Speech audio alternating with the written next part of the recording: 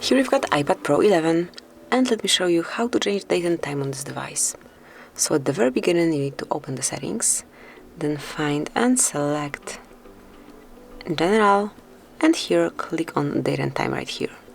And now you can activate 24-hour format clock, or you can go to 12-hour format clock smoothly by tapping, and then to change date and time, so the main action that you want to perform, just tap on set automatically to have it set up automatically, or you can turn it off. And now pick time zone, for example New York, and then you can set date right here and time.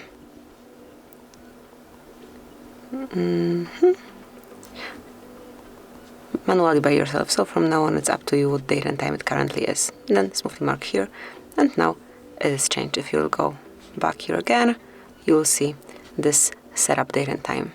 Then whenever you'd like to go back to automatic setup, just mark this switcher.